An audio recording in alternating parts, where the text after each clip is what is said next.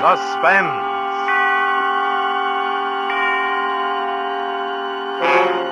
Autolite and its 96,000 dealers present Mr. Edward Arnold in Account Payable, a suspense play produced and edited by William Spear.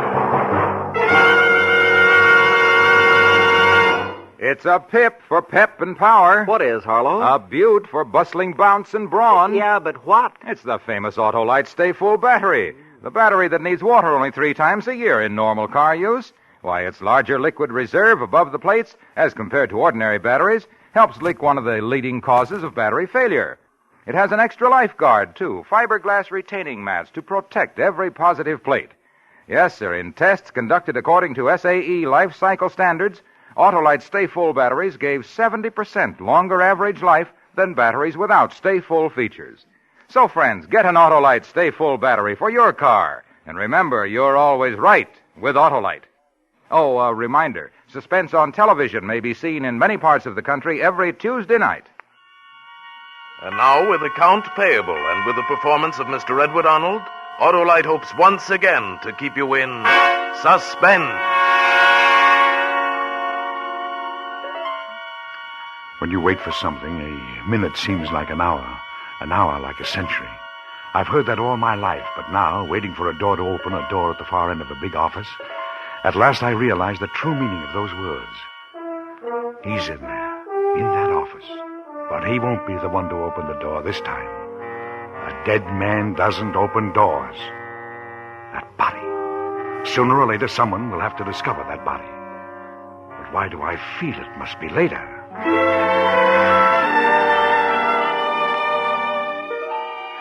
It seems like almost all my life I've watched Mr. Waterbury's door. The door at the far end of the office marked private. Bang open and that biting, snarling voice. Mr. Baker! Mr. Timothy Baker! Will you come in here? And I'd quickly lay down my pencil, take off my eye shade, pick up the accounts payable ledger, and walk the full length of the office. With all eyes upon me until I was at that impersonal, frosted glass door. As many times as I'd walked down that aisle, as well as I knew these people all around me, it still made me uncomfortable. And as many times as I'd been in Mr. Waterbury's office, I still trembled slightly inside. Well, Baker, have you the accounts payable ledger with you? Yes, Mr. Waterbury, right here. Oh. Draw up a chair, Baker. I want to go over these with you. I'll stand if you don't mind. Stand. That's right. Those chairs are too heavy for you to move. That it? Too heavy.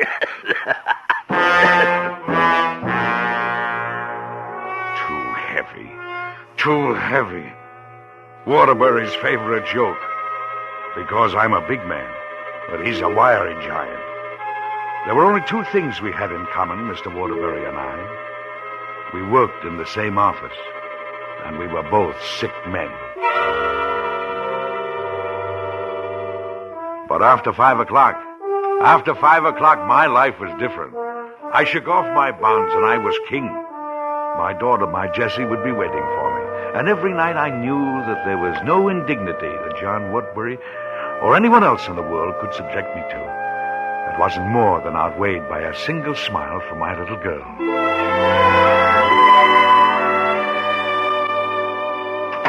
Jessie, darling. I'll be with you in a second, Dad. Dinner's all ready. All right, dear, I'll wash up.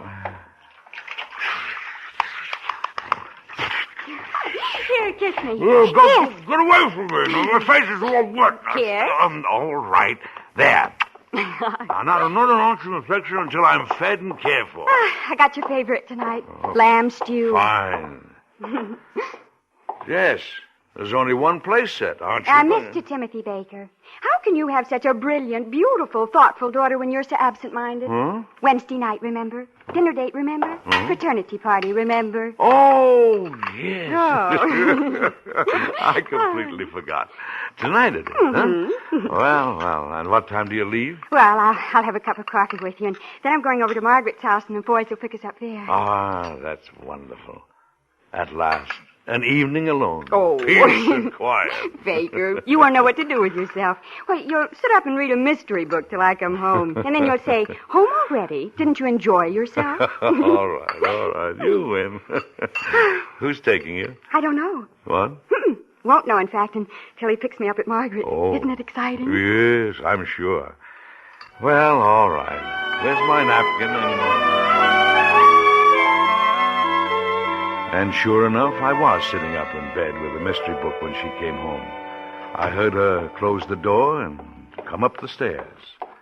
Jessie? Dad, put down that book and get to sleep. Enjoy yourself? I had a wonderful time, Dad. Perfectly grand. It's 2 o'clock, and you've got to get up at 7, and so... Good night. Good night, dear.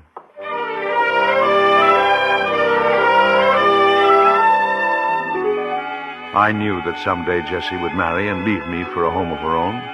It didn't worry me, although I thought 20 was, well, a rather tender age.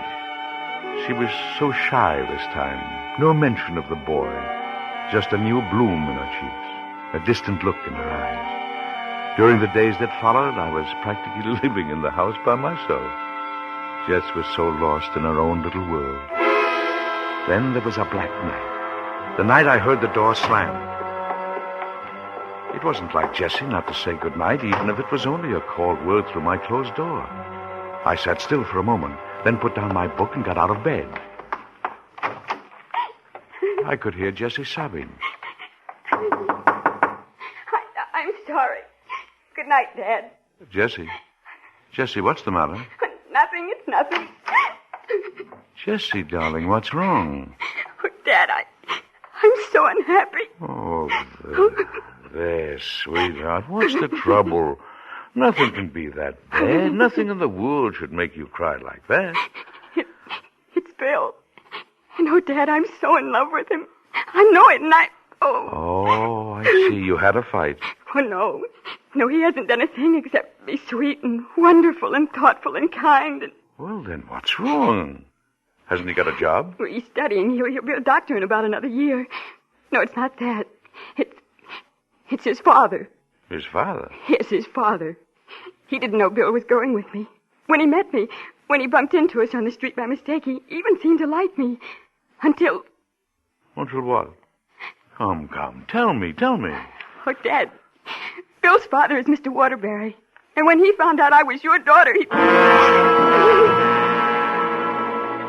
I felt the blood rush to my head and my body grow weak. Mr. John Waterbury. The daughter of a bookkeeper. Even his head bookkeeper wasn't fit for his son. His son was going to be a doctor. I felt myself growing dizzy. Oh, Dad, sit down. Huh? Oh, Dad, it's not another attack, is it? No, please no, sit I'm here. all right. Oh, I didn't mean to upset you. Oh, Dad. It's all right.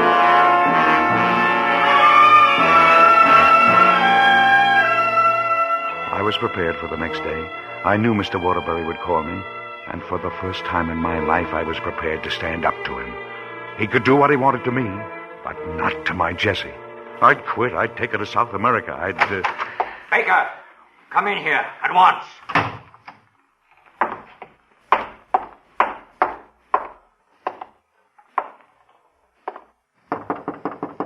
Well, come in, Baker. Yes, Mr. Waterbury. Close that door. Yes, Mr. Waterbury. Baker, how long have you worked for me? 22 years last November, sir. And this is how you pay me back. I don't understand. You understand. Baker, my son graduates from medical school in just 1 year. He'll do it without a wife. I won't have him getting serious with a girl, especially one who can do him no good. A doctor, a young doctor, starting out today, needs to marry position, family, society. Otherwise, he's licked before he begins. You understand me? Yes, sir. Now, I have nothing against you. Your daughter's a pretty girl. But let her go with her own class. Let her stay in her own class. But, Mr. Waterbury... Yes. Yes. What is it? I didn't know she was going with your son. Well, she has been. And I won't have it, you hear? I won't have it. Please, Mr. Waterbury, don't get excited. Your asthma... Oh, blast the asthma. I won't have it, you understand? I won't have it. Please don't excite yourself. I'm not excited. But, sir, I'm all right. Oh, the needle in my desk drawer, top drawer. Get the needle. For the past 10 years, Mr. Waterbury's asthma attacks had grown increasingly severe until he was forced to have an adrenaline hypodermic handy at all times. For just such a case as this, the adrenaline was magic. The coughing stopped. He sank back in his chair, white and exhausted. That's my final word, Baker. Tell your daughter. Yes, sir. I think I'm going to take the rest of the day off. Mr. Waterbury, I have to work on some records in the safe. What should I do? I'll leave it open. Make sure you close the safe when you leave. And lock my door. Yes, sir. How I hated myself, weakling, coward. But 22 years is a long time. The ingrained habit of 22 years kept me the bookkeeper, him the boss. I opened the safe and took out Mr. Waterbury's private ledger. In so doing, I knocked over a small lockbox. The key was still in the lock, and curiosity got the better of me. I snapped up the lid and... $500 bills. 2 thick packets of $500 bills. I counted 50 bills in each pack. $50,000. My mind raced. I remembered stories, rumors of black market operations in drugs. If this was the result, no wonder it was in cash and in the box. Waterbury had been to the bank yesterday and had come back with the package. This must be it. Undeclarable profit. Money without record, money without claim, illegal profit. If it was lost, no police force could be called in to recover it. It was, I was watching someone else. A tired old bookkeeper, removing the money from the box, putting it in a large envelope. He stuffed the lockbox with a package of blotters, and I realized that this was me. This was Timothy Baker. I was stealing the money. I locked the box, replaced it. I was putting the key in my pocket when I heard a hand on the door. I raised the seat cushion of the big black leather chair, jammed the envelope under it, and turned to the ledger I was working on. Oh, Baker. Yes, Mr. Waterbury, yes. I was halfway out of the building. I forgot something. Did you see a little black metal box in the safe? Box? You mean that one over there? Oh, yes, that's it. I've got to take it home. Goodbye, Baker. And don't forget to talk to your daughter tonight. A final warning, remember? Yes, Mr. Waterbury, I will. And remember to lock the safe. Yes, Mr. Waterbury. He closed the door, and I stood there. I was thinking very clearly. He hadn't missed the key. But before long he would. And his next move would be to break the box open. And then he would remember. He would suspect me. That money was mine. I'd earned it. It would take me to South America. It would take us, Jesse and me, away from all the John Waterburys of the world. But I needed time. I had to get out before he discovered his loss. How? And then even if I did get away, he would know I had done it. And vindictive, he'd keep after me as long as he lived. As long as he lived. Yes, but what if Mr. John Waterbury were to die before he opened that box?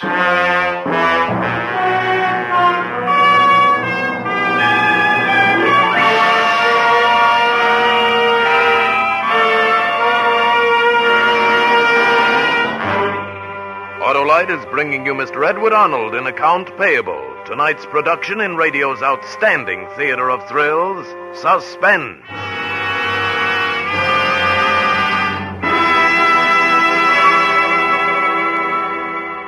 Say, Harlow, did you ever drive a camel? Drive a camel? Why, I've driven camels to distraction since I've been spreading the word about Autolite Stay Full batteries needing water only 3 times a year in normal car use. You mean you've given camels a complex? You bet. The dreary dromedaries are dejected, discouraged, distressed, and dismayed because they can't hold a candle to Autolite's larger liquid capacity. Wilcox the camel baiter. Autolite Stay Full batteries need water only 3 times a year in normal car use, and it's their extra liquid reserve above the plates that helps eliminate one of the major causes of battery failure. Autolite Stay Full batteries have fiberglass retaining mats protecting every positive plate. And they have extra long life, too.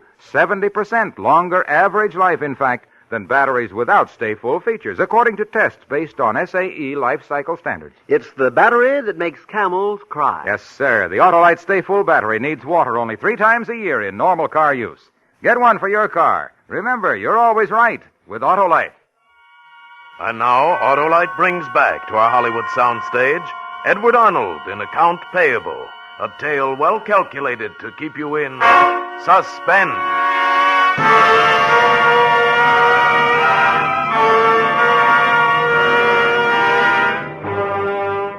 Yes, I had the solution. Mr. Waterbury would die, and I would have $50,000. A fitting retirement sum for 22 years of hard work. But how? I looked around the room and knew that I was thinking more clearly, more quickly than I ever had in my life. My eyes came to rest upon a group of sample bottles, samples of new Waterbury Drug Company products. I picked up one small bottle marked poison. I felt a sudden rush of blood to my head. My body seemed to be floating, weak. I was perspiring, but something kept driving me to act, and act quickly. Poison. Poison. And how to administer it. How to... The hypodermic needle, of course. Poison, self-inflicted. Technical suicide. It would be easy, simple. I emptied the adrenaline out of Mr. Waterbury's ever-present hypodermic needle and filled it with the colorless liquid from the bottle in my hand. This was the poison of freedom. The poison of my freedom. Mr. Baker, I'm sorry. What is it, Miss Jones? What is it? Mr. Baker, I'm in awful trouble. Could you come right away, please? I've got Abilene, Texas on the phone, and Mr. Baker, if Mr. Waterbury finds out, I'll get fired. All right. I'll be right there. No, Mr. Baker, please, come now. Oh, all right. Lock the safe, will you? Oh, sure thing. It was a maddening interruption. I was shaking with impatience, and yet as I strode to the telephone, as I talked to our representative in Texas, I felt a new authority in my manner, a new strength of character. Yes, Mr. Peterson. Yes, the shipment is completely insured. You haven't a thing to worry about. No, sir. Thank you, Mr. Peterson. Goodbye.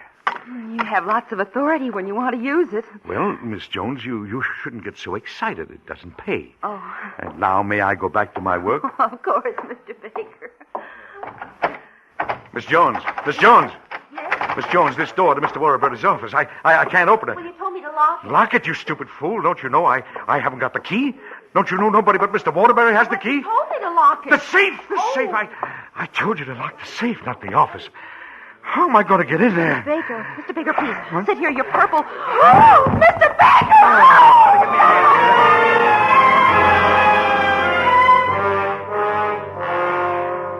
Yes, I had fainted. All I could visualize was that envelope under the cushion of a chair in Mr. Waterbury's office. The envelope with $50,000 so near, and I couldn't get into that office until the next day. Why, even the cleaning woman had to get a key from Mr. Waterbury himself to go in there once a week. Well, I went home. There was nothing else to do. You look awfully tired, Dad. Why don't you go to bed? Oh, I'm really not tired, Jessie. I'm just a little nervous. But I've told you shouldn't be. Don't worry about Bill or Mr. Waterbury or me. I won't. We'll work things out. You wait and see. Of course, dear, of course. Yes, I'll get to bed right away.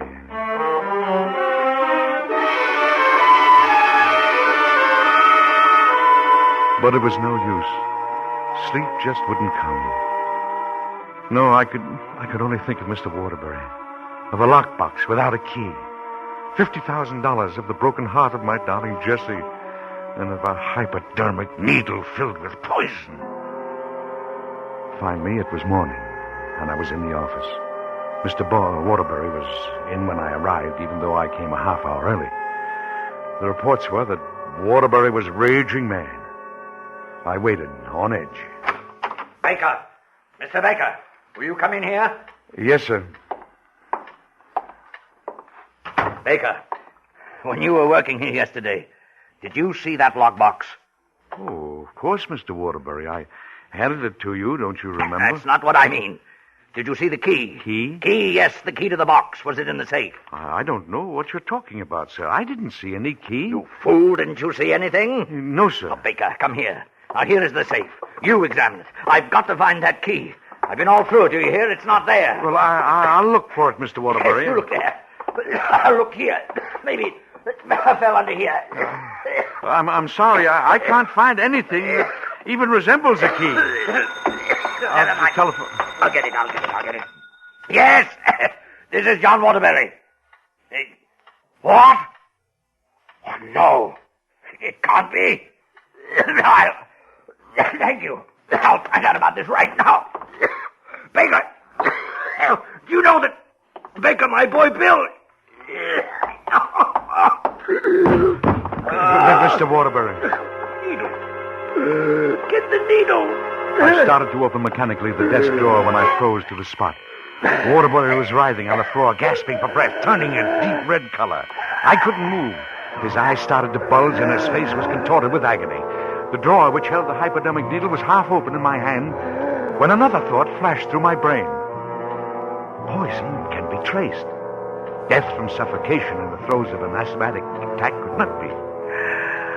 Slowly, I closed the desk drawer and stood near Waterbury. He could hardly breathe. He gasped spasmodically. Years of incessant, brow-beating flashed before me as I watched him transfixed.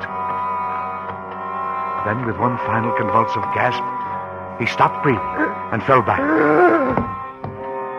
I waited until every muscle spasm stopped. I reached over and felt his heart, and I knew that at last Mr. John Waterbury was dead. As soon as I caught control of myself, I backed out of his office as though I was still talking to him. Yes, Mr. Waterbury. I'll take care of those accounts payable right away, sir. Yes, sir. Mr. Baker, how is he? You look scared to death. Oh, he's bad this morning. Oh? He's really on the warpath. He said you're not to bother him under any circumstances. So don't let any calls through or anything until he gives you the go-ahead. Oh, don't worry. You couldn't get me inside that office. Not for anything. I don't blame you. I hope I never have to go in there again. I came back to my desk. An hour would give me time. An hour, and I can compose myself so that I can face that dead body on the floor without exposing myself. I need that hour. Peter Galloway, my assistant, came up to me a few moments ago and... Tim, did you go over that ledger of the old man's yesterday? Well, I didn't get too much chance, Peter. Miss Jones called me out of the office. Oh, yeah, I know. Miss Jones was in a jam again. You got locked out. Yeah, I remember. Yes. Hey, it's lucky you didn't leave that accounts payable ledger in there. Oh, the old man would have blown his top. Yes, but he blew his top anyhow. Oh, yeah? I wonder what's eating him. I don't know. Well, I got to get to that ledger. Oh, I'll just have to go in and beard the lion in his den. No, you can't. Why not? I mean, you better wait an hour or so. I'll go in there in a little while and get it for you. Yeah, but I need it. There's something in there I need, too. Be a good boy, Peter. Have patience. You've got a wife and a family. You need your job. I've worked here for 22 years. I know Mr. Waterbury. Now, don't go in there just now. Well, okay, if you say so. What did you leave in there? Why, I left... Oh, just something personal. Oh, I see. Something personal. $50,000 that rightfully belonged to me. After Peter Galloway went back to his desk, I relaxed for a moment. And now Why am I so frightened? Sooner or later, someone will have to discover that body. But why do I feel that it must be later? Bill Waterbury, young Waterbury, my Jesse's Bill just came in. Miss Jones is arguing with him. Look, Miss Jones, I know you're efficient. I know what a terror dad is, but this is important. But he doesn't want to be disturbed, Mr. Bill. I know his blood pressure's up, and I know what's causing it. I'm the doctor. When he sees me, he'll explode completely, or he'll calm down. I know. Did he get a phone call about 3/4 of an hour ago? Yes, I think he did. But he left instructions. Yeah, that he I was know not... who called him, and I know what his trouble is. You catch me if I come flying out. Mr. Bill. Won't even answer. Well, here goes. Mr. Baker, I was... Shut up. Oh. I'm sorry, I mean that... Can I have some help in here, please? It's Dad. He's passed out. Passed out? Here. Here, Galloway. You take his feet. We'll All right. get him up off the Yep. floor. Here we go. Get him on. All right. That's it. Here. You ought to get a pillow for his head. Tim, get a pillow. A pillow? Yeah, get anything. Miss Jones? Yes? Miss Jones, go get a glass of water. Yeah, how's it coming, Bill? Where can I find a pillow? I don't know. Take that cushion off the black leather chair. That'll do. The black leather chair? Yeah. Don't bother, Mr. Baker. What? I said don't bother. It isn't necessary. My father's dead. Dead? Must have had a bad attack and couldn't get to his adrenaline.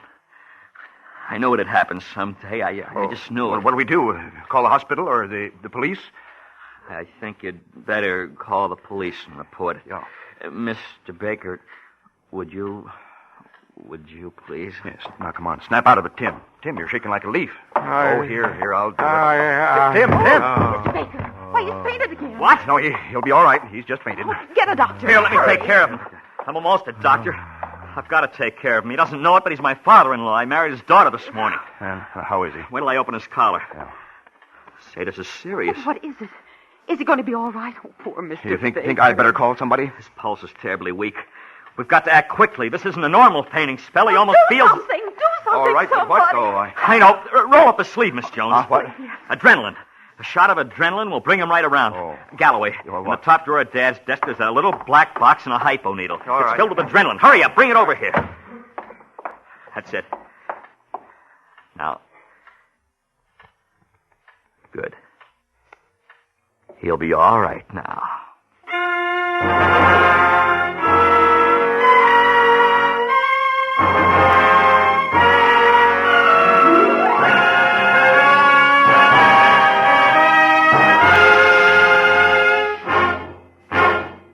Suspense, presented by Autolite. Tonight's star, Edward Arnold. Oh, say, Mr. Arnold. Yes, Mr. Wilcox. I understand you own an orange ranch out San Bernardino way. That's right. Well, I'm glad to know that. My lad, you have a very commercial glint in your eye. What else? Anyhow, on an orange ranch, you're using batteries for trucks, tractors, and stuff like that there. Your English is wrong, but your assumption is correct. All right, come on. Give me the pitch on your Autolite Stay Full batteries. Well, time's limited here, Mr. Arnold, so I'll just repeat. Autolite Stay Full batteries need water only 3 times a year in normal car use. That's typical of the superiority Autolite builds into more than 400 products for cars, trucks, planes, and boats in 28 plants coast to coast. And you'll find the same dependable quality in the complete electrical systems Autolite makes for many of America's finest cars. Batteries, spark plugs, generators, starting motors, coils, distributors. All engineered to fit together perfectly, work together perfectly, because they're a perfect team. So, friends, don't accept electrical parts that are supposed to be as good. Ask for and insist on Autolite original factory parts at your service station, car dealer, garage, or repair shop. Remember, you're always right with Autolite.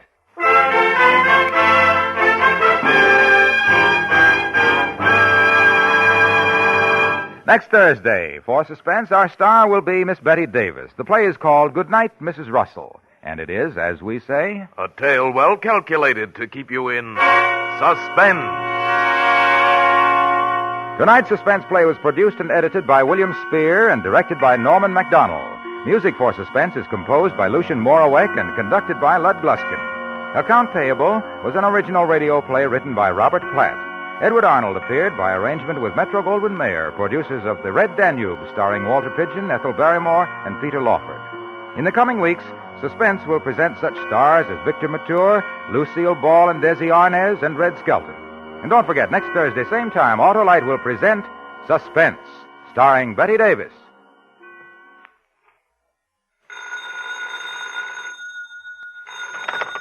You can buy Autolite Stay Full batteries, Autolite resistor spark plugs, Autolite electrical parts at your neighborhood Autolite dealers.